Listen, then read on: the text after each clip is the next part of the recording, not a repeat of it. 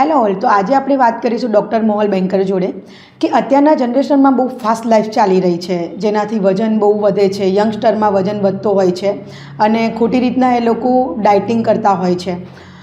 Hello sir. Hello. Yes sir. તો અત્યારના જનરેશનમાં વજન વધવું બહુ કોમન થઈ ગયું છે, લાઈફસ્ટાઈલ એવી થઈ ગઈ છે યંગસ્ટરમાં, અને બહુ ફેટી વજન બહુ વધતું હોય છે. તો આના મેઇન કારણ શું હોય છે? સોસાયટીમાં જે પ્રમાણે અત્યારે ઓબેસિટીના પેશન્ટ્સ વધારે જોવા મળે છે, અમારા બેન્કર્સ વાસ્કો હોસ્પિટલમાં જોઈએ છે તો ઘણા બધા પેશન્ટ્સ તો આપણને નવી લાગે કે યંગસ્ટર્સ એટલે જેમનું ઉંમર 25થી 30 વર્ષ જેવા યંગસ્ટર્સ છે, એ લોકોના વજન પણ 130-140 કિલોના વેટ સાથે આવે છે. આ યંગસ્ટર્સમાં પણ જો વજન વધારે હોય તો એ બધામાં ઘણા બધા કોમન કારણો છે. ઓકે. સૌથી પહેલાં તો આપણી સિડેન્ટરી લાઈફસ્ટાઈલ, યસ, કારણ કે ફિઝિકલ એક્ટિવિટીઓ ઘણી બધી ઓછી થઈ ગઈ અને એને કારણે વજન વધારે જોવા મળે. જંક ફૂડ પર એવી જતા રહી, કારણ કે ઘણીવાર શું થતું હતું કે પહેલાં એક સંયુક્ત ફેમિલી હોય, એમાં એક ઘરમાં જે લેડીઝ હોય એ ખાવાનું બનાવે અને બધા ખાય, પણ હવે બધાના પેલેટ જુદા જુદા થઈ ગયા. ઘરમાં 4 માણસ હોય તો એકને પીઝા ભાવતો હોય, એકને રોટલી શાક ભાવતા હોય, અને બીજાને કંઈક પાસ્તા ભાવતા હોય, એટલે બધાનું તો એક માણસ કરી નથી શકવાનું. એટલે જંક ફૂડ સ્વિગી ઝોમેટો પરથી ઓનલાઈન પરથી ઓર્ડર્સ બધા અપાતા થઈ ગયા. So they have added more obese patients. Stress induce of diet. ઘણા બધા યંગસ્ટર્સ હું જોઈ રહ્યો છું અત્યારે કે અને ઇવન તો કે આમ સ્ટ્રેસ હોય ને તો દે ટ્રાય ટુ ઇટ મોર, એટલે અનનેસેસરી અનવોન્ટેડ તમે કેલરી તમારા બોડીમાં નાખો છો. અને આ બધાની કોમ્બિનેશનમાં ઇફેક્ટ એવી આવે છે કે સમાજમાં દરેકે દરેક ઘરમાં ઓબેસિટીનું પ્રમાણ, જે એવરેજ તમે વેટ માપવા જાઓ તે આજથી 20 વર્ષ પહેલાં જે હતું ને અત્યારે માપવા જાઓ તો એ ઘણું બધું વધતું ગયું છે. ઓકે. સો તમે સાંભળ્યું કે ડૉક્ટર મોહલ બેન્કરે કહ્યું કે વેટ કેવી રીતના વધે છે. તો હવે સર, આનાથી જે વેટ આટલું ફાસ્ટ વધે છે, રાઈટ, આનાથી હાર્ટ ડિઝીઝ, ની પેન, આ બધું શું થતું હોય છે? Yes. So obesity is a silent killer. Obesity આપણને એવું લાગે કે ભાઈ આ વજન વધારે છે તો શું થવાનું છે, પણ એકચ્યુઅલી એવું નથી. એ તમારા બોડીને ધીમે ધીમે કંઈ ને કંઈ ક્યાંક ને ક્યાંક ઊંધેની જેમ પૂરી ખાય છે. ઓબેસિટીમાં કારણે આપણે ડાયાબિટીસ ડેવલપ થાય છે, તમારા મેટાબોલિક ચેન્જ છે, આપણે સિન્ડ્રોમ્સ ઘણા બધા ડેવલપ થાય છે, ઇન્સ્યુલિન રેઝિસ્ટન્સ ડેવલપ થાય, તમારા પગમાં વેરિકોઝ વેન્સ ડેવલપ થાય. So there are lots of things which is develop due to the obesity.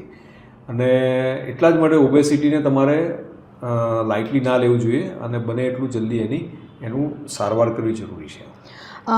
Sir, અત્યારે ઘણા લોકો બહુ એટલે મીન્સ સોશિયલ મીડિયા પર જોઈને ડાયટિંગ કરતા હોય છે, લાઈક આ નહીં ખાવાનું, પહેલું નહીં ખાવાનું, આખો દિવસ ભૂખ્યા રહેતા હોય છે.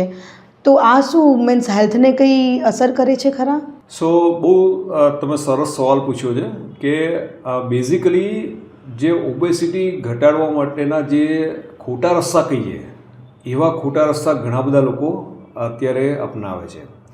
અને ખોટા રસ્તામાં શું, તો જનરલી અનવોન્ટેડ અનનેસેસરી ભૂખ્યા રહેવું, લાંબા સમય સુધી બી કે ભાઈ મારે આજે ખાવું નથી, લંચ સ્કીપ કરી નાખ્યું કે ડિનર સ્કીપ કરી નાખ્યું, એવી રીતે ભૂખ્યા રહેવું, જેનું કોઈ સાયન્ટિફિકલી એ લોકોએ પ્રમાણ ના કર્યું કે ના બસ મારે હવે આ નથી ખાવું એમ. સેકન્ડ થિંગ કે સોશિયલ મીડિયા પરથી તમે ડાયટ લઈ અને તમે ફેટ લોસ કરો છો. સો આ બધી વસ્તુમાં શું થાય કે જેટલું વજન ઝડપથી ઘટે છે એના કરતાં બમણી સ્પીડે વધે છે, કારણ કે તમે તમારા બોડીનું એક એનાલિસિસ કરી તમારા બોડીની શું જરૂરિયાત છે, તમે નેગેટિવ કેલરીમાં જાઓ, એના આખા સાયન્ટિફિક પ્રિન્સિપલ છે, એને તમે ફોલો કરતા નથી. રેન્ડમલી જનરલાઇઝ વસ્તુ જે સોશિયલ મીડિયા પર અવેલેબલ છે એને ફોલો કરવા ટ્રાય કરો છો. અને મારી દૃષ્ટિએ આપણું દરેકનું શરીર જુદું છે, તાસીર અલગ અલગ છે, અને દરેક જે બોડી છે એના ફેટ કે ઓબેસિટી ઘટાડવાના જે તરીકાઓ છે એ પણ અલગ અલગ હોય છે. એટલે આ જે પણ એનાલિસિસ કર્યા વગરના જે સોશિયલ મીડિયા પ્લેટફોર્મ પરથી લોકો ફોલો કરે છે એ બહુ જ ખોટા ઉપાયો છે ઓબેસિટી ઘટાડવા માટેના. સર અત્યારે આપને બધા જોઈ રહ્યા છે તો આપ જ કોઈ સારી એવી એડવાઇસ આપો ને જેથી કરીને લોકોને સારા એવા ફાયદા થઈ શકે. યસ, તો બેઝિકલી કેવું થાય છે કે આપણા બોડીમાં ઓબેસિટી એટલે ફેટ ડિપોઝિટ થયેલી છે અને ફેટ એકચ્યુઅલી ડિપોઝિટ થઈ ગયો છે રિઝર્વડ એનર્જી માટે, કે ક્યારેક આપણે ભૂખ્યા રહીએ તો આપણે મરી ના જઈએ. તમે ઘણીવાર જૈનોમાં જોશો તો 8-8 દિવસના ઉપવાસ કરે છે, ઘણા તો એના કરતાં વધારે 16 દિવસના કરે છે, તો દે ડોન્ટ ડાઈ.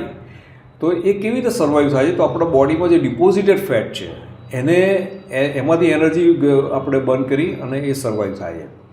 સો બેઝિકલી આપણા બોડીમાં જે ફેટ ડિપોઝિશન થઈ જાય ફિઝિયોલોજીકલી એ એનર્જી ક્યારેક આપણે જરૂર પડે તો એ એનર્જી વાપરવા માટે એ એક્યુમ્યુલેટ થઈ હોય છે.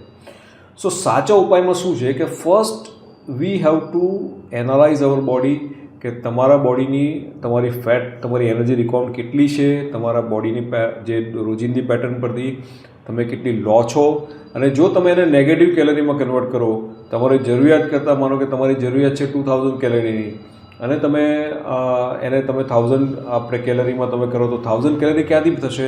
જે તમારી ડિપોઝિટેડ ફેટ છે એમાંથી બંધ થશે.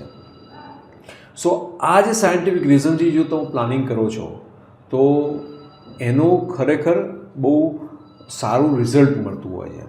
તમે ડાયટ પ્લાનિંગ કરો કે જેને કારણે તમે નેગેટિવ કેલરીમાં જાઓ. સેકન્ડ થિંગ, તમે એડ ઓન કરો જે તમે એક્સરસાઇઝનું પ્લાનિંગ કરો કે જેને કારણે વધારે કેલરી બર્ન થાય. યોગા, મેડિટેશન, સ્ટ્રેસ તમે ઓછું કરો. આ બધાની કોમ્બિનેશન ઇફેક્ટથી જે રિઝલ્ટ મળે છે એ લોંગ લાસ્ટિંગ અને સાયન્ટિફિક હોય છે. આ સિવાય પણ જોવા જઈએ કે ઘણા બધા પેશન્ટ છે જે આ બધું નથી કરી શકતા અને ઓબેસિટીથી છુટકારો મેળવવો હોય છે, તો એના માટે અમે બેન્કર્સ વાસ્તુ હોસ્પિટલમાં એક બેરિયાટ્રિક આર્ટરી એમ્બ્યુલેશન કરીને નોન સર્જિકલ ટેકનિકથી સારવાર કરીએ છીએ, જેમાં કોઈ પણ જાતના કટ ટાંકા વગર સારવાર થાય છે અને એમાં હંગર હોર્મોન્સ એટલે ભૂખના હોર્મોનની રિલીઝ અટકાવીએ છીએ અને એને કારણે પેશન્ટને ભૂખ ઓછી લાગે અને એટલે એમને ઓબેસિટીમાં ફાયદો થતો હોય છે.